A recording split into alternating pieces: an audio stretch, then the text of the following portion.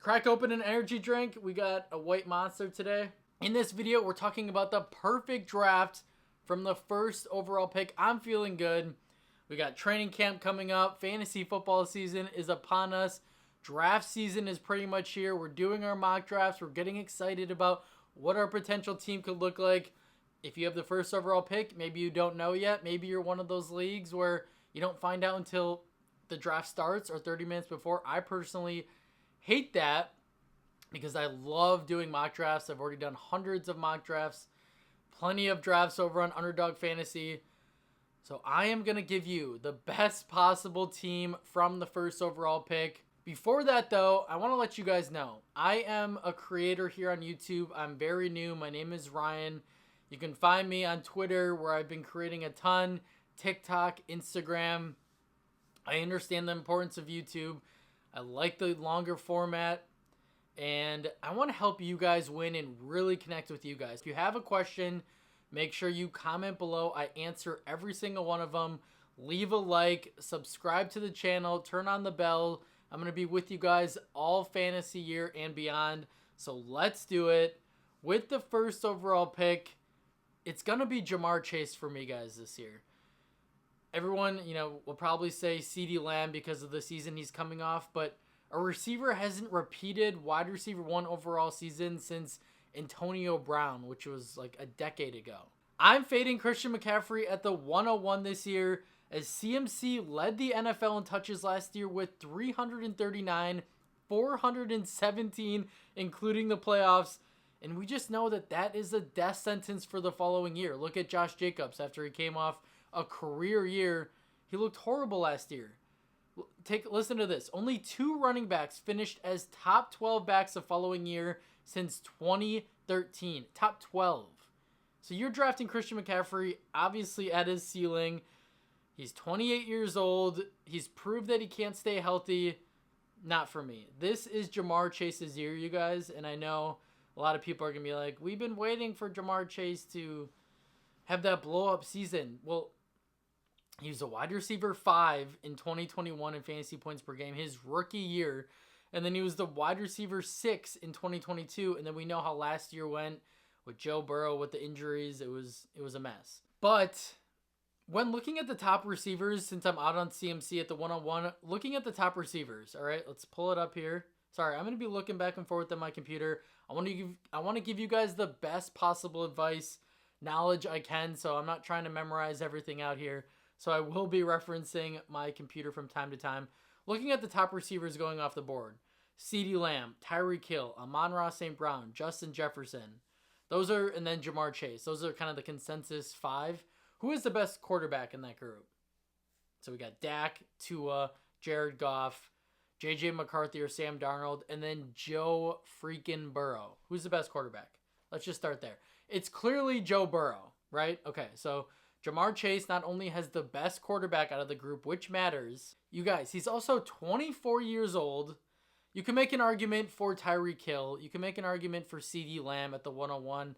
Tyreek Hill, 30 years old. The slope is coming. I don't like to bet on older receivers at the 101. I think there's just a lot of risk there.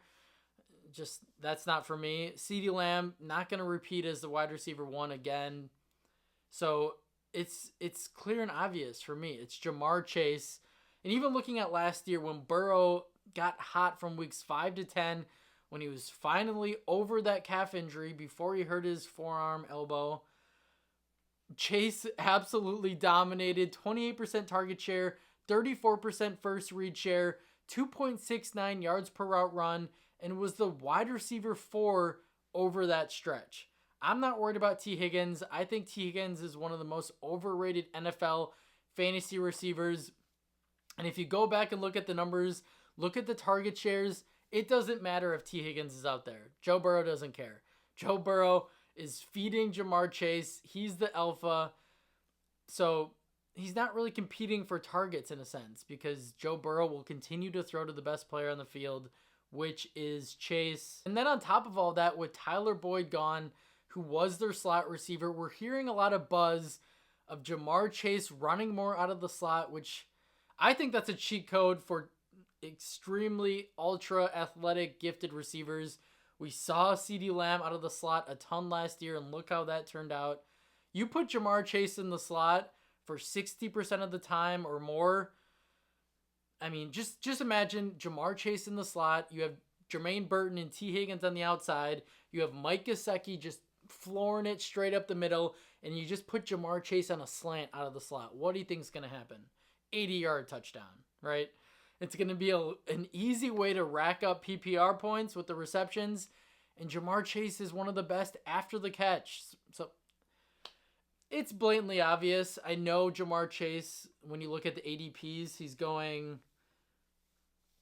in the 4th, 5th spot. So, if you have the 5th pick, you hope and pray that Jamar Chase is there, because Justin Jefferson, a little bit worrisome with J.J. McCarthy and Sam Darnold. But if I have the 101, Christian McCaffrey worries me for what we just talked about. CeeDee Lamb is fine. If you want to go CeeDee Lamb, great. I just don't think he's going to repeat because, like I said, we haven't seen a receiver repeat as the wide receiver 1 overall since Antonio Brown went berserk years ago. Tyreek Hill, also worthy candidate, but 30 years old.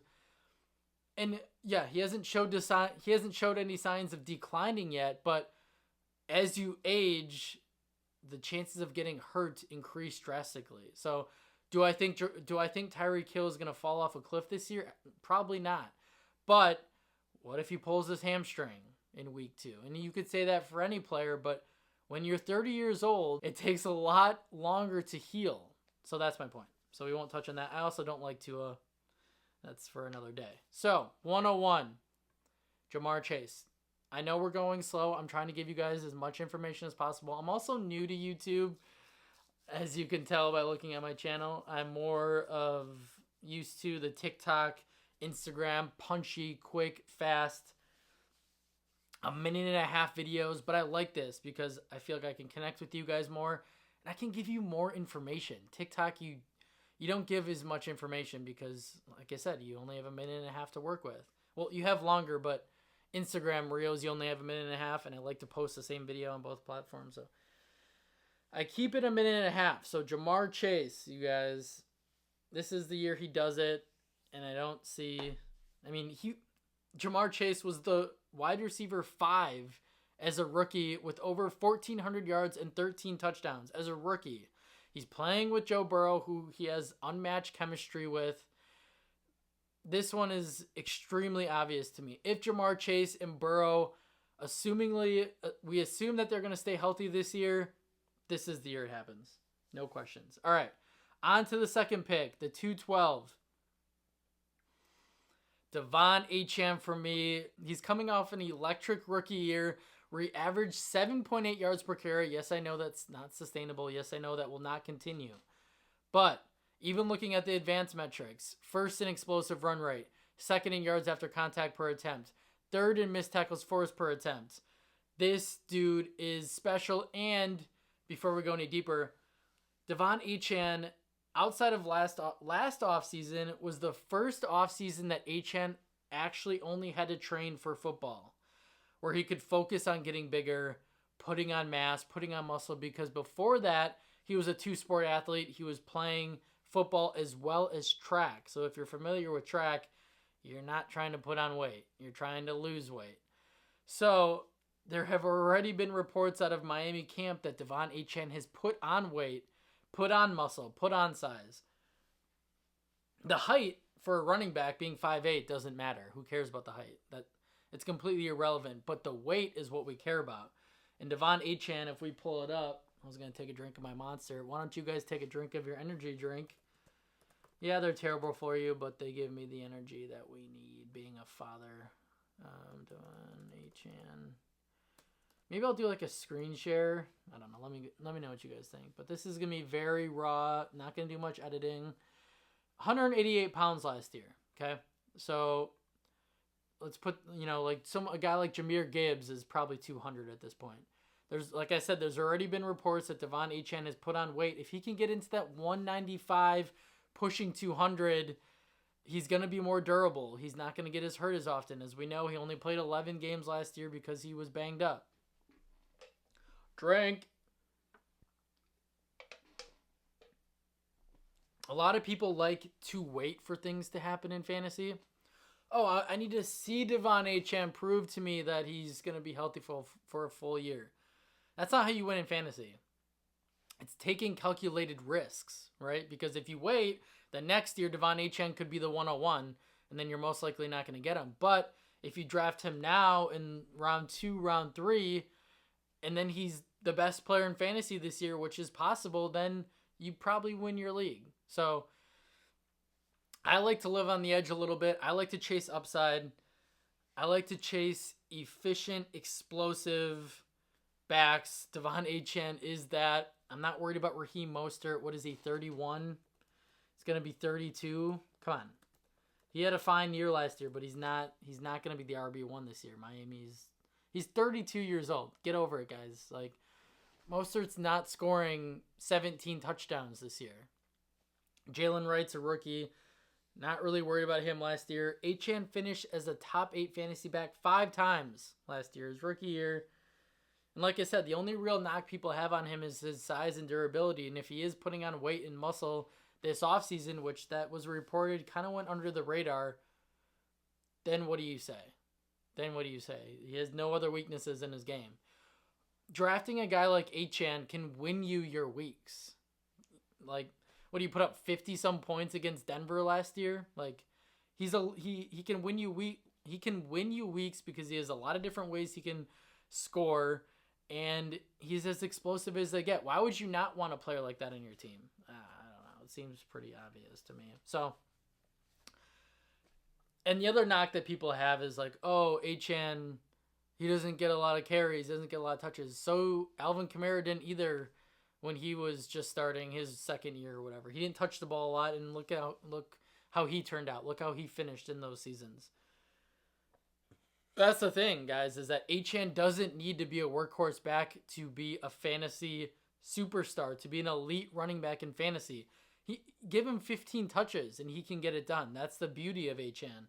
He's not this guy who needs 20-plus carries, who averages 3.6 yards per carry like Rachaad White does, for example. He can get it with less. That's a fantasy dream for a manager, right? Come on. Like, you don't have to bank on, oh, he's only had 10 carries. He's not going to do anything this week. Devon Achane could have 10, 12 touches and have 100-plus yards and 2 touchdowns. So, pretty simple stuff there. In round 3, again, I'm keeping this raw. You know what? You got to differentiate. I'm going to keep this raw. If you don't like it, then go watch someone else. But I like just chatting with you guys. And I don't want to be like, performing draft Devon Achane. I want to give you guys as much information, and I want to do it in a unique way. Probably don't have to tell you guys that, but that's my style. These videos are going to be longer, but they're going to be informative, and we're going to win some leagues together. We're going to win a lot of football together.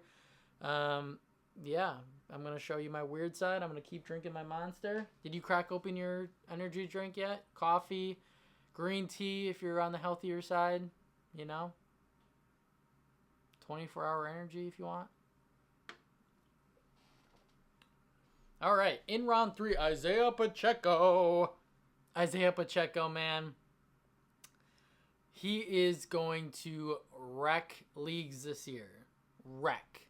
He is going to be such a value. Let's check out his sleeper ADP. Probably should have had that pulled up before I started recording. I got a weird setup right now. We bought a new house and our basement's unfinished. So I will have a studio. I will have an office. I won't be sitting at the corner of my bed on this weird chair that my wife bought. It will be better. But we're working with what we're working with right now. So Isaiah Pacheco, 33rd overall on Sleeper. So he's a 3rd-round pick. I think he is going to absolutely outperform that ADP this year, as he was the RB14 in fantasy points per game last year, 12th in explosive run rate. But here is where it gets juicy. Jerick McKinnon, that guy's out of here. Man, was he a thorn in his back last year. He's gone, and that's great news for you Pacheco guy, you stands. I mean, yeah, that's great news. Let me talk, Ryan. Let me talk. Pacheco was the RB3 in 7 games last year, including the playoffs without Jerick McKinnon, averaging 20 fantasy points per game and 20 total touches. They are going to feed this man until the end of time. Clyde Edwards-Helaire, who, like, we don't even need to talk about him. On what I think is going to be a much improved offense. You still have Patrick Mahomes. You still have Andy Reid, Travis Kelce. They brought in Hollywood Brown, Xavier Worthy. Rashee Rice is an idiot. He'll be suspended for half the season because speeding is what players do these days. Jordan Addison, like, I don't get it. If you're gifted with all this talent, you're going to make all this money. You have Patrick Mahomes throwing you the football. You won the Super Bowl your rookie year. Why are you throwing it away? Like, Kansas City is one of those teams, which I know they're not, but they're one of those organizations that could just be like, we're cutting you, Rashee. Bye. And then maybe your career's over because Kansas City cut you. Like, so stupid. I don't get it. But back to Pacheco. Let's get on track, guys. Stop distracting me. There's not a lot to say here, except that he's going to see workhorse volume in one of the best offenses in football, attached to Patrick Mahomes. He's going to score a lot. And what we like in our running backs, you guys, we only draft running backs who do this. They catch the football. Okay? Because receptions is a lot more valuable. Even targets is a lot more valuable than a singular rush attempt. And Pacheco can get it done in the passing game. This ain't no Derrick Henry, which is why at this spot, Derrick Henry was available. And I do like Henry this year, but I decided to go with the younger Pacheco in a better offense. Yeah, I mean, it's a horse apiece, but give me Pacheco, less risk. Pacheco saw 49 targets last year. 49 targets. He had 44 receptions, so he only dropped the ball 5 times because Patrick Mahomes he's not off target ever. So you're drafting a guy who then can also catch the ball, so he's going to be on the field all the time, and he's valuable in PPR leagues, which if you don't play in a PPR league, well, what are you doing? Okay? So Isaiah Pacheco, we snag him in the 3rd round, and then in the 4th, my boy, Tank Dell. He's the best value out of the 3. I do like Nico. He's a little expensive. Stephon Diggs, boy's getting a lot of hate. He'll be fine, but we're not talking about Stephon Diggs right now, but I do want to say one thing. He couldn't get it done with Josh Allen throwing him the football where he was the number 1 target. Now he potentially could be the number 3 target with CJ Stroud, who's a fine quarterback, but he's not Josh Allen. So that's why I'm fading Stephon Diggs. I don't want Stephon Diggs. Last year, Tank Dill. Last year, Tank Dill came out on fire. No one saw this coming. I didn't see it coming. 5'10", 165 pounds. He's like me out there, except I'm a little shorter. And I'm heavier. Whoops. Dad life. Dad bod. Came out on absolute fire. I mean, week 2, 72 yards, 7 catches, and a touchdown. And then week 3, 5 for $145 and a touchdown. 20-plus fantasy points in both of those games. And you're like, all right, this guy's the real deal. I mean, CJ Stroud told Houston to draft him. They have this special bond that I don't think Stroud has with Nico. Obviously, he doesn't have it with Dell, with Diggs. That matters. They're friends. That unfortunately matters. CJ Stroud isn't just going to avoid throwing the ball to Tank Dell. These little things matter. And then from weeks 9 to 12, before Dell was, in on the 1-yard line because he's this big guy to block, which is so stupid. He was the wide receiver 3, averaging 20.5 fantasy points per game before that injury. And then out of 11 games played, he had 4 top 12 finishes. So it's kind of weird to say when you're only 5'10", 165 pounds. But I think Dell is the alpha wide receiver in this room. Like I said, I think he's the best value in fantasy drafts. I like Nico, but I think there's a chance that Nico could be a bust at cost. I don't really see that happening with Tank Dell. Tank Dell has elite ball skills, big playmaking ability. He's a savvy route runner. Take a look at his reception perception from Matt Harmon. Maybe I'll throw up the graphic here. And it's the unmatched chemistry with Stroud for me that I think Dell is going to absolutely explode. I think he's going to outscore Nico and Diggs in fantasy points per game. I think he's a crazy value at this spot. I mean, you're potentially drafting a wide receiver 1, a top 12 wide receiver in round 4. Like, pretty simple stuff here, you guys. In round 5, another guy, Zay Flowers.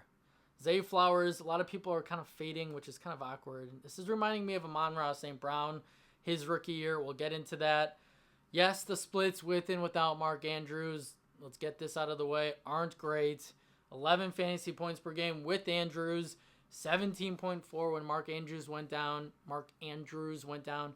Hey, first of all, Mark Andrews has not proven to be able to stay healthy the last 2 years. He was banged last year, the hip drop tackle, and then the year before that, he was dealing with like 12 different injuries, and he was out on the field, but he was terribly ineffective.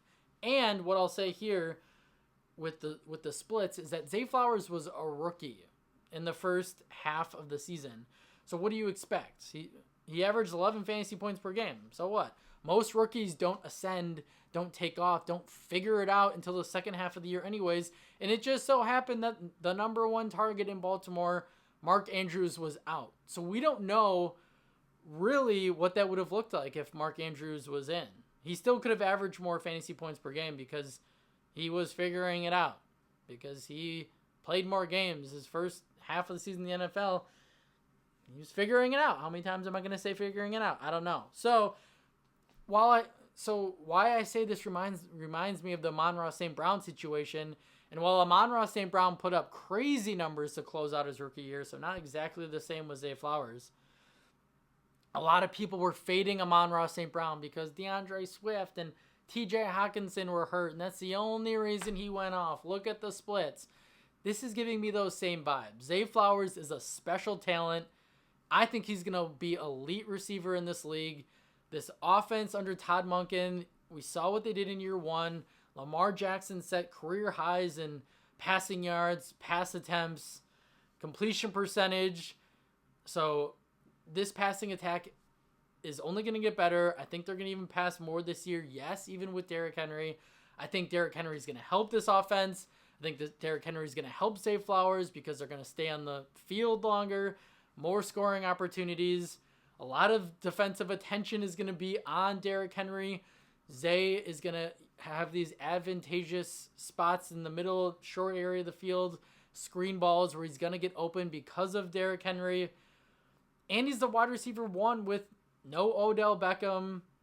Rashad Bateman, we've been trying to make a thing for the last how many years. He's not going to do anything, in my opinion. And so it's a condensed target tree in Mark Andrews and Zay Flowers. What are we complaining about?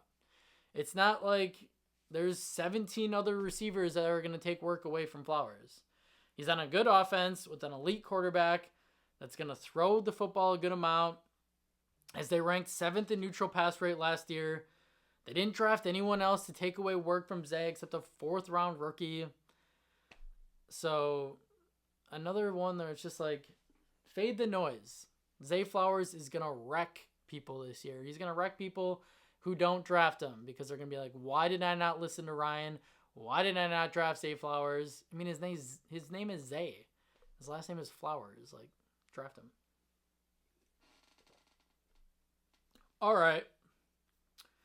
So we're going to go through those 5 players. All right. So that's the first 5 rounds. How do we feel about it? So as our wide receiver 1, we have Jamar Chase. Wide receiver 2, we have Tank Dell.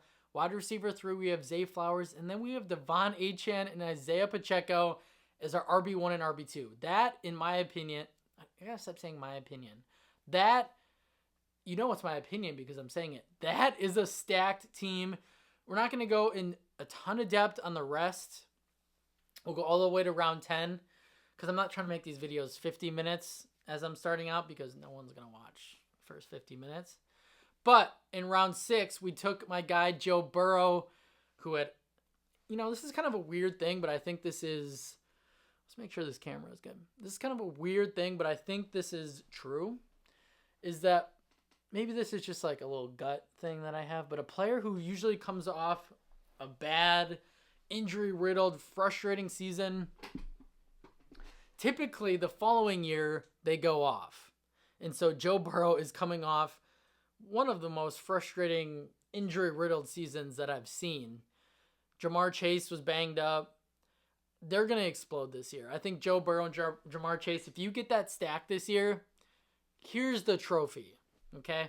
So, I like to bet on guys coming off bad seasons. There's no fantasy advice there. There's no analytics. I'm going to give you some of my gut calls, some of the things that have helped me win fantasy leagues over the years, and that's just one of them. That's just an unwritten rule for me.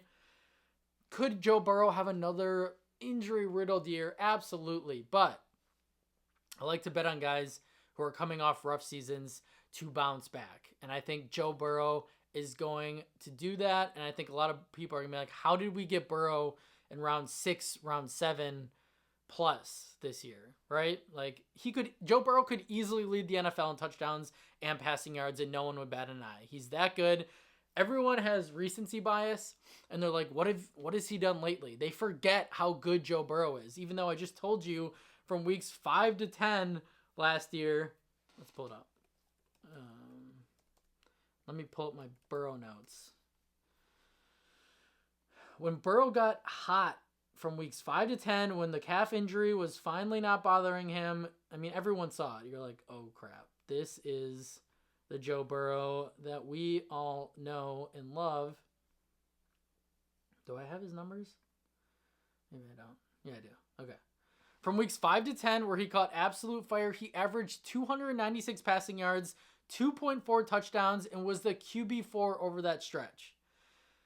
People are going to be like, Joe Burrow's injury prone. I mean, he had healthy seasons in 21 and 22 where he threw 34 and 35 touchdowns. I think one of those seasons he ran for 5, so he had 40 touchdowns. That's Josh Allen-esque, right? The Bengals invested heavily in their offensive line in free agency. In the draft, they brought in Trent Brown, so now they have Trent Brown and Orlando Brown Jr. as like bookends to protect Burrow. Both dudes are 6'8". Like, that's a foot taller than me, so he's in good hands. I think their offensive line is going to be better. Mike Gesicki is going to be a great option for Burrow. And then you have Jamar Chase. I really like Jermaine Burton. I think he's going to be a steal in fantasy drafts. T. Higgins is overrated, but he's still a nice player. So, yeah, we got Burrow at quarterback. Boom. And then around 7, again, I'm going to try not to go too in-depth on all these players, even though I just like talking. Round 7, Calvin Ridley. You heard it here first. He's going to be this year's Mike Evans, where he's completely undervalued because of questionable quarterback play. Everyone undervalued Mike Evans, myself included, because Tom Brady left. Everyone's like, Baker Mayfield, give me a break. He's never supported a top 12 wide receiver in Cleveland. Why would he do it now? Will Levis we don't know. He's a gunslinger. He's going to throw it. He's Jameis Winston. He doesn't care. They brought in Brian Callahan from Cincinnati to be the head coach. We know they're going to be pass heavy. We know they're going to use Ridley all over the field like Callahan did with Jamar Chase in Cincinnati.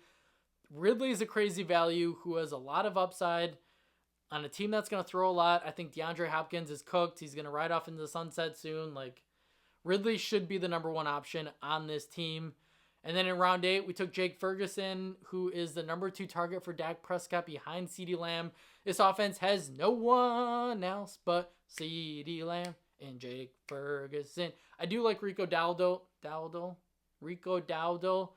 Really late in drafts. I mean, Ezekiel Elliott, come on.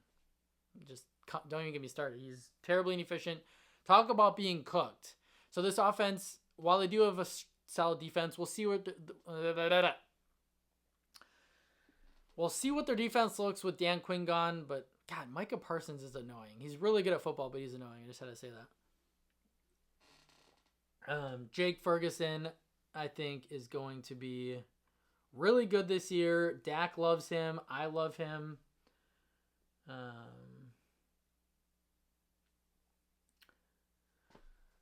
And, like, he had 100 targets last year, you guys. Jake Ferguson, 100 targets, 71 catches, and 5 touchdowns.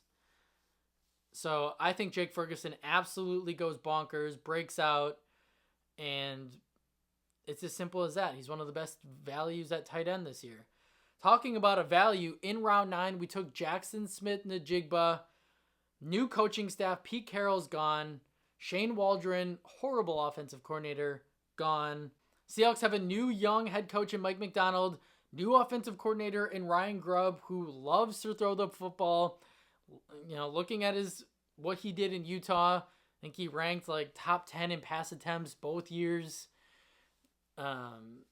He loves to run a lot of 11 personnel. Like, if we still think Tyler Lockett's going to be a thing, Tyler Lockett's so annoying. Like, dude, just get old. Just, what is he? Give me 32 this year? Like, if JSN doesn't beat out Lockett for that wide receiver, if JSN doesn't beat out Lockett for that wide receiver 2 spot, I don't know. I'm going to be pretty upset. But what I was going to say is that Grubb has shown that he likes to run a lot of 11 personnel, which is 3 wide receiver sets. A big reason why they didn't do that last year is because they needed a second tight end on the field because their offensive line was so banged up. I think their offensive line is going to be better, which is going to give Geno Smith more time. I do think Geno is a nice quarterback. I think he had no time last year. He was also dealing with an injury himself. JSN was also dealing with that wrist injury that he fractured like weeks before the season started, so he started off slow. Then they turned him into this low ADOT player, which if you look at his numbers at if you look at his best season at OSU, where he outperformed Garrett Wilson and Chris Olave, he was not a low ADOT player. He was the complete opposite. So I think they're going to use JSN down the field this year. They'd be stupid not to. Turn Tyler Old Man Lockett into the low ADOT player. He's pretty much worthless at this point. JSN, one of my sleepers. Like, here's a life lesson for you guys, my friends. Bet on talented players. JSN is insanely talented, and be able to look at, like, situations change. Here is a fantasy tip from your boy Ryan. God, this video is going to be so weird, and I love it. I don't even care. This is the weirdness coming out because that's what YouTube allows you to do. People don't see this on TikTok, Twitter, or Instagram. JSN, what I was going to say is situations change. You have to, if you want to win in fantasy football, you have to be aware of what happened last year outside of, JSN had 2 touchdowns or whatever it was. He sucks. Look at how they used him. Look at the situation last year and look at how much it's changing this year with the new coaching staff, with the better offensive line, with a healthy Geno Smith, with a pass-happy offensive coordinator in Ryan Grubb. The talent was not of question from JSN last year. So that's why JSN is going to be a crazy value this year, because people are just taking all their information off last year, which is all we have, but aren't thinking about all the things that have changed in his favor this year. Enough on that. And in round 10, Tyjae Spears, another one of my favorite backs. Do not draft Tony Pollard. Yes, he's coming off that hip drop tackle. Yes, it cursed him for most of last year, but he still stunk, even towards the end of the year. Like, I just can't get over that touchdown where he had a clear path to the end zone. And it was like from 3 yards out or something. And he just like ran into the defender. Like, tackle me. Like, Tony Pollard, maybe he's already cooked. I don't know. What a disappointment he's been. Draft the dude with 1 ACL. Sounds weird, but do it. Tyjae Spears. Let me pull up my notes on Tyjae. Let me just word vomit at you a little bit more before I let you go. Oh, make sure you if you're still watching and you haven't subscribed, what are you doing? What are you doing? Tyjae Spears. Like I said, let me say it again. I like to bet on talented, efficient, explosive backs who catch the football, and that is Tyjae Spears. He averaged 4.58 yards created per touch. He was 5th in explosive run rate. He's got all the makings of a breakout running back, you guys. Like, not worried about Pollard. You can get Spears rounds later. He's the better value. He was 14th in yards after contact per attempt, 5th in explosive run rate, and he racked up 52 catches in year 1 with Derrick Henry there. They were taking Derrick Henry off the field to put Spears on the field. That's how good this dude is. And now he's in a better situation with the upgrade at head coach. They're going to have a better offensive line. They just keep investing in that offensive line. That unit's going to be really good this year. And even if Pollard is still the RB1, like, backs can exist and be really good in fantasy even if they're in a tandem. People are like, he's not going to get all the work. Okay, so tell me about Jahmyr Gibbs. How did that turn out? Tell me about the guy we just talked about. Devon Achane. Gibbs was splitting with Montgomery. Achane was splitting with Mostert. It doesn't matter for these guys who are incredibly talented, incredibly efficient, incredibly explosive. They don't need to be this 25 touch a week type of guy. Do we love that? Do we want that? Sure. But don't fade Tyjae Spears because of a washed Tony Pollard. They can both thrive together. And I think Spears is... I know Spears is just the better overall player. He's going to earn more playing time as the season progresses. Who knows? Pollard gets hurt. Then what happens? Pollard gets hurt. Tyjae Spears is a top 5 running back. So in these later rounds, in these round 10 plus, you chase upside. Don't be like, he's not going to get all the work. You don't have to be like so calculated in round 10. Chase the upside. Draft players that if something happens to the starter, they could be a league winner. They could be top 10, top 5 at their position. That is Tyjae Spears. He is actually the prodigy of that thought process, is Tyjae Spears. Another guy for you, before I let you go, you're probably not watching, but if you are, appreciate you. Marshawn Lloyd. Josh Jacobs goes down. Marshawn Lloyd, top 12 running back. Easy. Easy. That's it. That's all I have for you guys. If you don't have a question, if you're still watching, just leave a comment. Love the video. Love how weird you are. We're going to keep this going. Not going to put out a video every day yet. I'm going to try to get out a couple videos a week. I don't have it's going to be out Monday at 5. I'm not there yet. But I will get there. And the more comments, the more likes. It really makes me feel good. It lets me know that you guys are liking stuff like this, where we're not so like performing and we're raw, we're real. I want you to get the vibe that like we're friends in a bar or just at a friend's house, grill out, and we're just talking football. We're just talking fantasy. I want to be that for you. I don't want to be so like, if you look at the analytics, because that's boring. That's just not my style. I tried to be that. You can look at the previous videos, and it just didn't work. It just didn't work for me. You're going to get maybe a little bit of that if you check out my TikTok or Instagram, because they're short form content. You got to be punchy, quick, to the point. But here, we're just friends at a bar talking. We're just friends throwing the pigskin around in grandma's backyard, talking football. What's better than that? We're at the gym pretending like we're working out, talking with our buddy about who we're going to draft from the 101. Let him know if he hasn't watched the video. It's Jamar Chase. Thank you guys so much for watching. I really appreciate it. I don't know. Should we do this? I'll see you in the next one.